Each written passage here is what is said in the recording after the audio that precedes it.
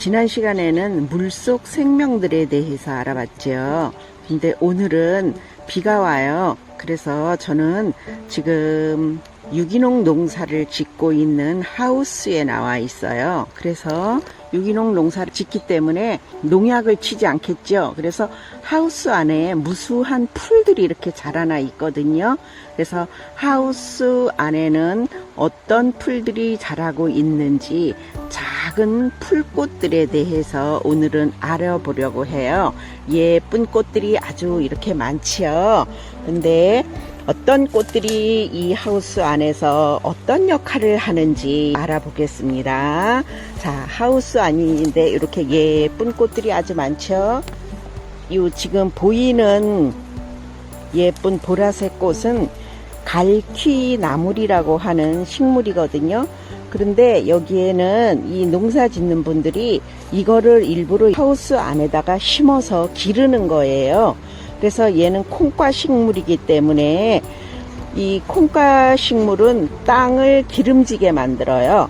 그래서 이 뿌리를 줄기를 뽑아보면은 줄기 끝에 동그란 주머니가 있는데 그 주머니 같은데 뿌리혹 박테리아라는 박테리아가 살고 있어요. 그래서 박테리아가 살면서 이 대기 중에 떠다니는 질소라든가 이렇게 식물들이 자라는데 도움이 되는 것들을 얘가 빨아들이는 역할을 해요. 그래서 땅을 기름지게 만들거든요. 그래서 산소라든가 뭐 이런 거를 빨아들이는 거죠. 그럼 얘네들은 거기다가 왜 뿌리혹 박테리아를 기르는가 하면은 땅을 기름지게 하기 위해서겠죠. 그러면은 얘는 뿌리혹 박테리아가 이 집에 새들어 살면서 집새를 뭘로 내요? 예, 식물들에게 좋은 질소라든가 산소 이런 거를 빨아들이는 역할을 한답니다. 저기 지금 모시나비예요. 예, 나비 중에서 가장 작은 나비라고 보시면 돼요. 모시나비입니다. 나비는 이렇게 앉을 때 날개를 접고 앉죠. 예, 나방은 날개를 펴고 앉죠. 예, 아주 작은 나비입니다. 모시나비입니다. 네, 이렇게 자연은 보는 사람 마음에 따라서 각자 다 다르게 보인답니다. 예쁜 마음으로 보면은 모든 자연이 예쁘게 보이고 또 이렇게 안 좋은 마음으로 보면은 그런 것들이 다 예쁘게 보이지 않고 그냥 풀이고 나무이고 돌멩이일 뿐이라는 거죠. 지금은 노란 꽃이 있죠. 아주 예쁘게 펴 있어요.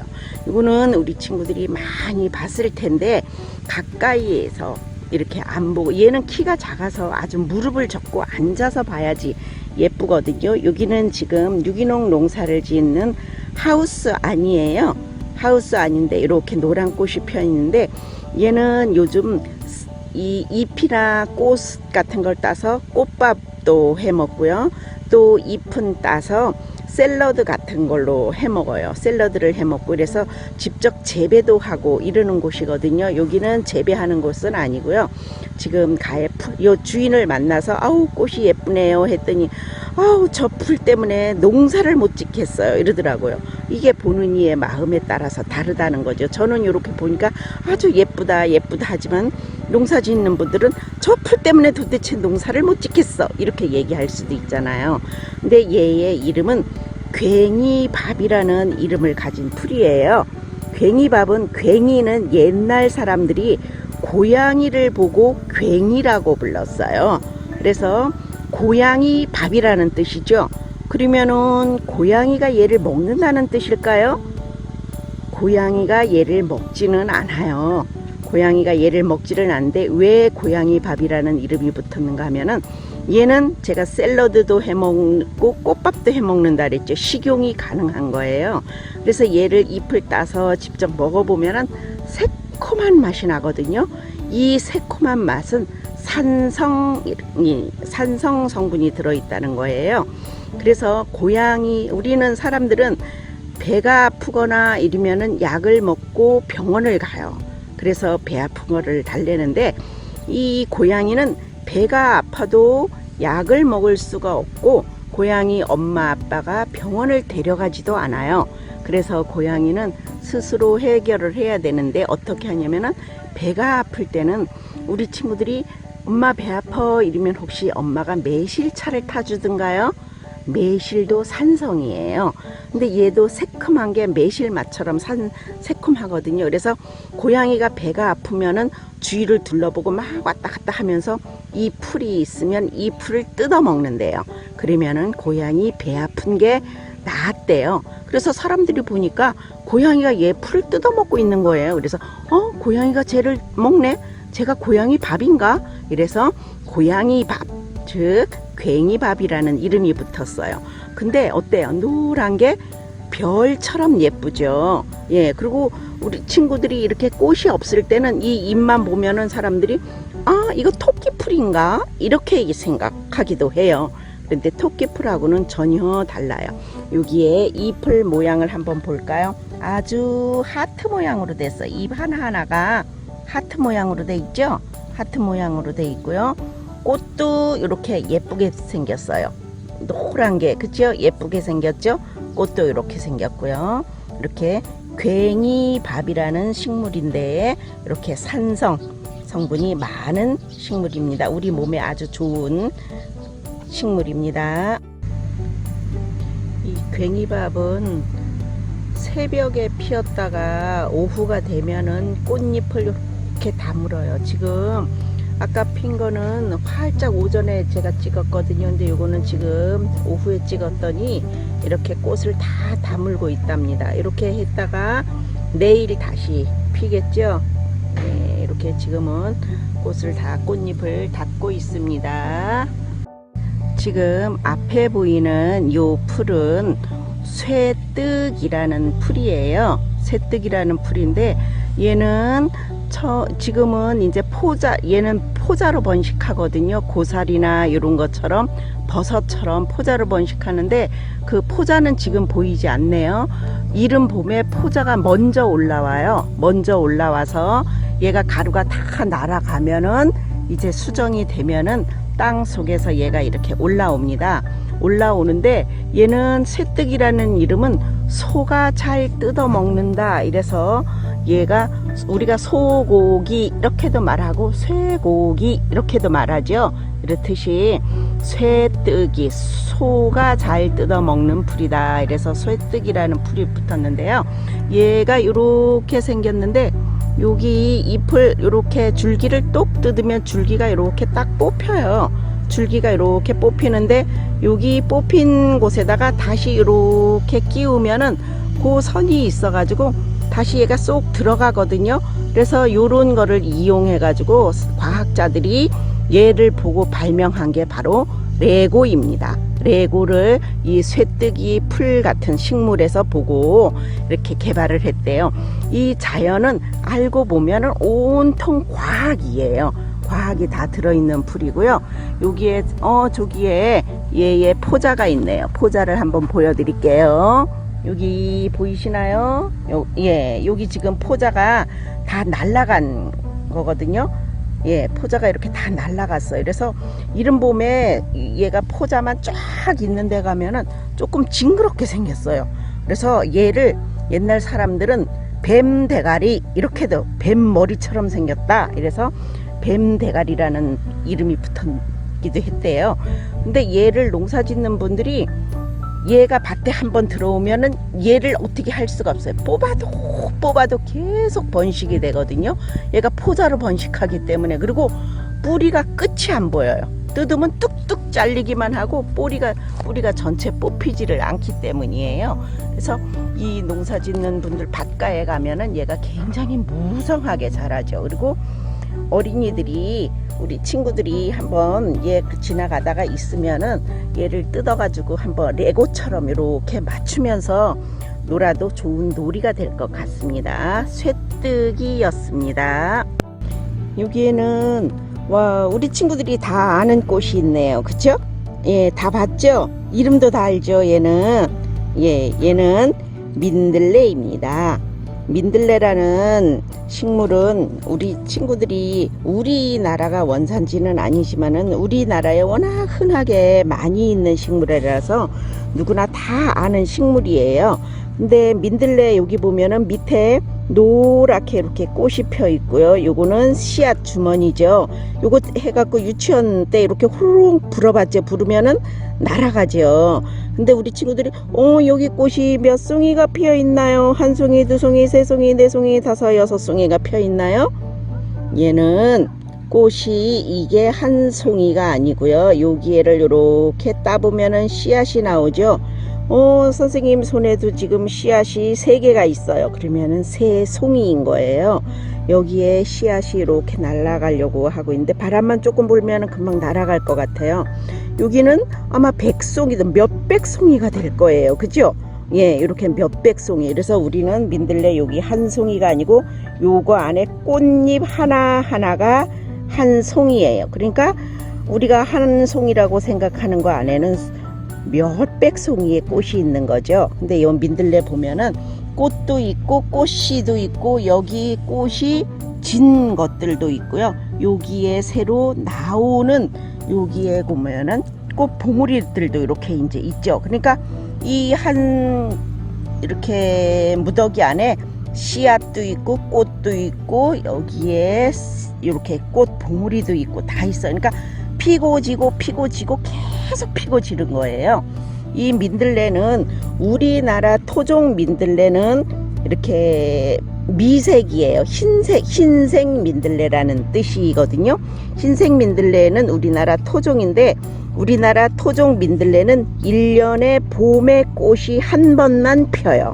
그런데 얘는 서양 민들레예요. 서양 민들레는 겨울에도 꽃이 펴요. 이러고 한 이렇게 줄기가 나오면은 여기에서 꽃이 계속 1년 동안 피고 지고 계속 피고 지는 거예요. 그러니까 번식력이 우리나라 민들레보다 훨씬 더 강한 거죠. 그래서 우리나라 민들레, 흰 민들레를 우리가 지금 우리 주변에서 잘 볼 수가 없어요. 깊은 산속으로 들어간다거나 이랬을 때, 아주 시골로 들어간다거나 이랬을 때 우리가 흰 민들레를 볼 수 있거든요. 노란 민들레가 너무 번성하기 때문에, 너무 얘가 굉장히 강하게 번식을 하기 때문에 흰 민들레가 다 밀려났어요. 근데 요즘은 흰 민들레가 약이라고 해서 하우스에 재배를 한다거나 이러기도 해요. 그래서 얘가 여기에 꽃 봉우리도 있고 꽃도 있고 씨앗도 있는데 여기에 이 민들레 잎도 굉장히 많죠. 얘는 이 한 무더기에서 1년에 피고 지고 하는 양이 여기에 나오는 잎수만큼 꽃이 핀대요. 그러니까 엄청 어마어마한 많이 피겠죠. 근데 이 민들레에 얽힌 이야기를 보면은 예전에 러시아가 번성했을 때 러시아에서는 이 민들레를 직접 나라에서 길렀대요. 재배를 했대요. 근데 국민들한테는 절대 이거를 왜 기르는지 이유를 말하지 않고 전 국민들한테 이거를 재배를 하게 했대요. 재배를 해서 가을 되면은 이 민들레를 다 걷어들였대요. 그래서 뭐를 했는가 하면은 얘를 이렇게 뜯으면은 여기서 하얀 진이 나오죠. 여기 끝에 하얀 진이 나오죠. 이 진이 조금 있어 이렇게 하면은 갈색으로 변하면서 끈적끈적해지거든요. 그래서 이 러시아에서는 요거를 민들레를 길러서 끈적끈적한 진을 채취해 가지고 이걸 가지고 고무를 만들었대요. 고무를 만들면 아주 질 좋은 고무가 나온다리거든요. 그래서 이 비밀을 러시아에서 국민들한테도 말하지 않았다는 거예요. 소문이 나면 다른 나라에서도 다 재배를 하고 할까봐. 그래서 비밀로 하고 이거를 해서 그 번성기 때, 러시아 번성기 때 굉장히 많은 수입을 얻었다고 해요. 그래서 지금도 얘는 약재료도 굉장히 많이 쓰이는 풀입니다. 민들레는 주변에서 워낙 많기 때문에 우리 친구들이 어디 가나 이렇게 볼 수 있어. 엄청나죠, 여기에. 그죠? 꽃이 이거 다 진 것들이에요. 이제 여기에 씨앗이.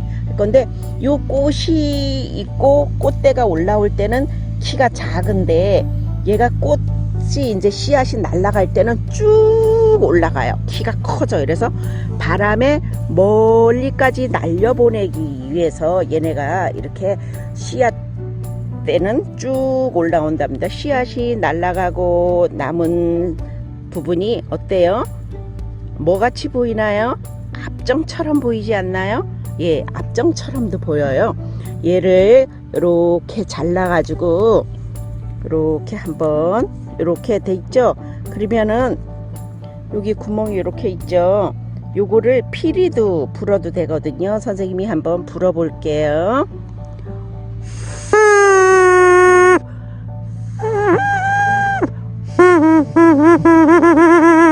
이렇게 피리처럼 불 수도 있어요. 와, 여기 민들레에 예쁜 지금 뭐가 있나요? 벌이. 예, 얘 뭐를 먹을까요? 수분을 여기에 있는 꽃밥을 따는 거죠. 얘는 꿀을 먹는 게 아니라 저러면서 여기에 있는 수분 가루를, 로얄 젤리라고 하는 거 있죠. 로얄 젤리라고 하는 거, 그거를 지금 모으는 중이에요. 모아가지고 이렇게 하면은 이렇게 동글동글한 거, 요즘 엄마들이 수분 건강에 좋다고 꽃밥을 사서 먹기도 해요. 얘가 꽃밥을 모으는 거예요. 벌이에요, 벌. 그죠? 아주 열심히 일하고 있죠, 벌이. 예, 이렇게 귀엽죠, 벌. 예, 그죠? 얘는 꿀벌이에요, 꿀벌.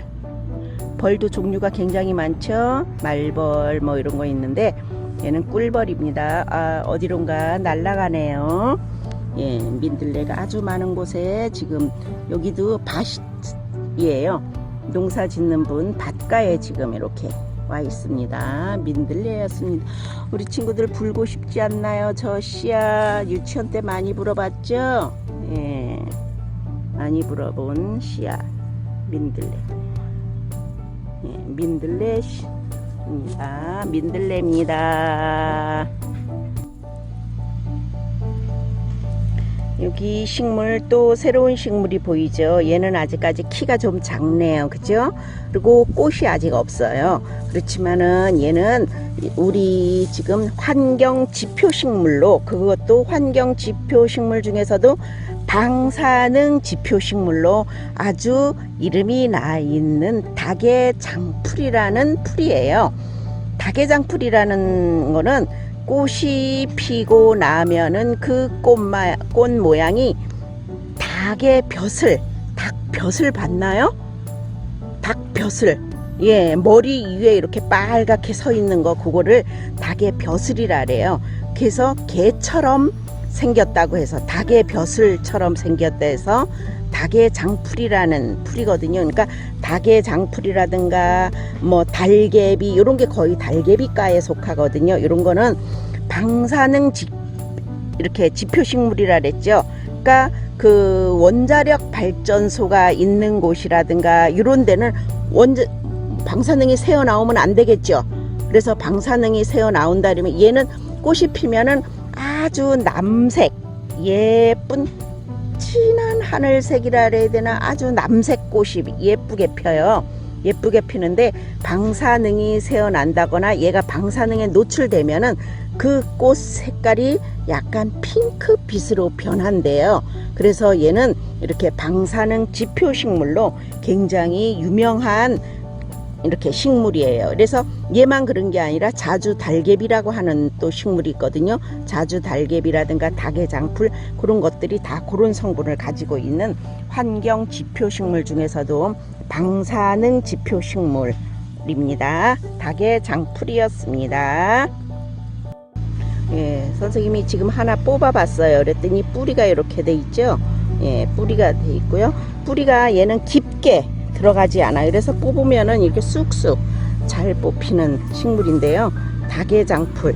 여기는 농사를 짓는, 유기농 농사를 짓고 계시는 분 하우스 아니에요. 여기 하얀 솜털이 보이나요? 예, 솜털처럼 보이죠? 이건 뭘까요? 이거는 작년에 심어서 작년에 꽃이 피고 열매가 맺혔다가 이렇게 핀 거거든요. 근데 이거 혹시 우리 친구들 목화라고 아나요? 조선시대에 문익점이라는 사람이 그 원나라에 사신으로 갔다가 이 씨앗을 붓뚜껑 속에 숨겨와서 우리나라에 심기 시작했죠.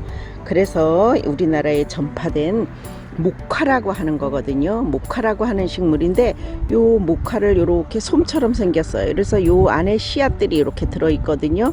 그래서 요거를 봄에 이렇게 심으면은 싹이 나요. 그래서 여름에 꽃이 폈다가 가을에 이렇게 맺히는데 겨울 되면 이제 서리를 맞으면은 이게 이렇게 벌어지면서 이 솜이 이렇게 나요. 근데 이건 작년에 거를 솜을 안 딴 거예요. 근데 이거를 솜을 이렇게 많이 나오죠. 계속 이렇게 많이 나오면은 요거를 따가지고 이 솜 이거를 바로 이렇게 뭐 이불을 만들고 이러는 게 아니라 요거를 갖다가 솜 만드는 집이 있어요. 솜틀이라고 하는 집인데 거기다 갖다 주면은 이제 이불을 만들 수 있는 솜을 만들어 주는 거예요. 근데 이게 우리나라 얼마 전에 그 도깨비라는 드라마가 있었죠. 그 도깨비라는 드라마에서 이거를 이렇게 꽃처럼 이렇게 꽃꽂이를 하고 이랬던 거를 보고 요즘은 꽃집에 가면은 이 목화를 이용해서 꽃꽂이라든가 이런 거를 많이 하고 있죠. 그래서 요거를 가지고 이불도 만들고 이거를 가늘게 해서 뭐를 만들어요? 우리 옷감 같은 것도 만들죠. 면을 만드는 거예요. 면 옷을 면류를 이걸로 만들었죠. 그래서 우리 친구들 그 누에 알죠? 누에에서 뽑은 실은 비단이 되는 거죠. 예. 동물성이에요. 누에에서 나오는 실은 비단이 되는 거고 얘는 식물에서 나오는 거기 때문에 면류를 만들 수 우리 면 옷 같은 거 이런 거를 이걸로 만드는 겁니다. 목화입니다. 보리밭입니다. 보리밭. 여기 보리인데요. 여기 하얀 깃털 같은 게 있죠. 여기 하얀 깃털, 여기 보리의 숫꽃입니다. 숫꽃.